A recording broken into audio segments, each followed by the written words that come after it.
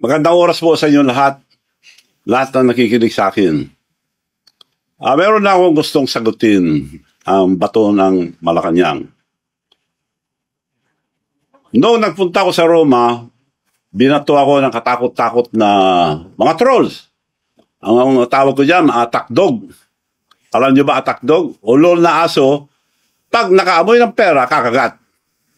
Now, sasagot, lahat, tandaan nyo po ito, isa lang ang salita ko. Pag may totoo sa mga panira nila, magpapakulong ako. Ngayon, hindi sila nakontento sa trolls. Ngayon, ang naging trolls, yung spokesperson ng Malacanang, Claire Castro, Yusek Claire Castro. Ganun ba kababa ang spokesperson ng Malacanang? Naging parang attack dog. Dahil kung basta magsalita, parang attack dog. Alam nyo ba, girl, ang pagsasalita mo, para kang attack dog. Alam mo ba, attack dog, sinabi ko na, pag nakaamoy ng pera, kakagat. Naubusan na ba kayo ng attack dog na ikaw na mismo ang nagsasalita? Magsalita kayo ng totoo para paniwalaan kayo ng tao. Wala kayong isang salita eh. Sasagutin ko, ano yung mga issue mo sa akin? Nabanggit mo, weteng. Sabihin ko sa'yo, on the record tayo mag-base lahat. Kung gusto kong weteng, panahon ni GMA, madami akong makukuha. May kinunaba ko, mas isa, magtanong kayo sa mga may ng STL, yung mga nagpapaweteng nung araw, doon sa bayan, sa probinsya ni Presidente. Wala akong kinuha. Kung interesado ko, ang dami kong nakuha. O, yun ang sagot ko sa weteng. Ano pa ang issue? Ang dami pong binabato ng dito to. Ano pa ba yung mga issue niya? PCSO. PCSO. Ikaw nagsabi yan, ha, girl? Miss Claire Castro. Ikaw nagsabi, ano ba meron dyan? Bakit yun ang gusto mo? Bakit yan? Director. Bakit pinagpipilit mo, director? Hindi ko po pinagpipilit. In-offer yan dahil ang sinabi sa akin ni First Lady noon, ikaw nagsabi si First Lady noon, there must be something for Manong Chavit, ang laki na tulong. PCSO o PAGCOR. Kinongratulate pa ko yung mga kaibigan niyang babae sa mga barkada niya sa Bacolod. Manong, congratulations, binigay na pala sa yung PAGCOR.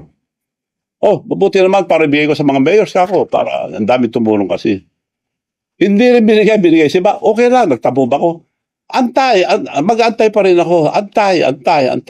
O, kung hindi, PAGCOR, PCSO, wala rin. O, ito na. Nagtambo ba ako? Hindi. Antay pa rin ako. Pinag-antay ako, antay pa rin. Pumunta sa bahay ko si Milyonaryo Robles. Chairman ngayon ng PCSO. Milyonaryo na raw. Kaya tawag ko dyan, Milyonaryo Robles. Pumunta sa bahay. O, Manong, gusto kitang tulungan. Ganito. Ibibigay ko sa iyo ang, magantay ka lang. Antay. Oo. Bibigay ko sa iyo ang Laguna at Batangas. So, salamat naman para maibigay ko sa mga mayors na tumulong. Nung ibibigay na, tapos na ang time mo lang na matapos ang kontrata, nung tapos na, kinausap ako. Kailangan kausapin mo sa taas. Bakit? May instruction sa taas na bibigay sa iba. So, sino? Yun daw, doktor niya at saka meron pa. Hindi ko nasasabihin yung iba. Sosyo-sosyo sila. O, nagantay ako, nagtampo ba ako? Antay pa rin ako. Antay ako ng antay, lahat ang sinabi, 3 taon na ako pinag-antay. Antay. Antay Marcos na ako. Pinag-antay ako eh. So, yun ang sagot ko sa PCSO. Wala akong interest, girl, sa PCSO. Director lang. Na sinasabi mo, interest. Anong pinag-interesan mo dyan? Sila nag-offer niya, director lang. Dahil yun ang bakante noon. Isa-isa, nag-appoint. Oh, meron na naman na-appoint. Sabi ni Presidente mismo, baka naman malaking hindi, director na lang daw. O, director, okay. Madali yan. Libo yan, dami yan. Oh. Sabi naman ni Secretary Lagdame, ako bahala. Director lang ng PCSO, ako bahala. Antay ka lang, antay ka lang. Antay, antay, antay. Isa-isa, may na-appoint na director. Tawag na naman ako. O may na-appoint na, wala naman. Akong bahala, Manong. Antay ka lang. May na-appoint na naman. Magkita kami. Akong bahala. Antay ka lang. Hanggang napuno. To cut the story short, napuno. Ayun. Hanggang ngayon, wala. So, wala silang isang salita. Kaya ikaw, girl, dapat isa lang ang salita nyo, huwag kayo magsinungaling. Dahil lahat ng sinasabi mo, puro kasinungalingan na panira lang sa akin. Kaya para kang, kung umasta ka, para kang attack dog. Alam mo na attack dog. Ulol na aso, pag nakaamoy ang pera, kumakagat. Parang ganun na ang tsura mo sa, hindi ka na spokesperson ng Malacanang. So, umayos kayo dyan. Spokesperson supposed to be a professional, hindi attack dog. Bago kayo magsalita, i-check nyo muna kung totoo. Puro kasinungalingan yung panira nyo sa akin. Sasagutin ko sa isa. Kung babanatan nyo ako ng mga kasinungalingan, babanatan ko kayo ng doble. Hindi ko lang nadala yung papel dito. Sa susunod, papakita ko. Senator pa lang, ang presidente, may kaso na. Yun na pulis. Dinemanda na siya. Nakademanda siya. Pakawa mo nga yun. Hindi ko na nadala. Yun ang on record. Ako, binabato nyo, puro haka-haka, puro sali-salita na hindi totoo. Eto, pag nagsabi ako, totoo. Sinong may kaso? Nademanda si Senator Bongbong Marcos. Panahon din na pulis, kasama siya ron. Sabi ko to, hindi ko sinasabi to dahil lang sa kasinungalingan mo, sasabihin ko lang to. Sige, magsinungaling pa kayo. Eto. Bongbong Marcos sued for plunder over pork barrel scam. Ayan ang nakarecord. Madam Spokesperson. Eto. Girl, tingnan mo ito, girl. Ito. Bongbong Marcos sued for plunder. Plunder filed versus Bongbong Marcos over 205 pork barrel scam.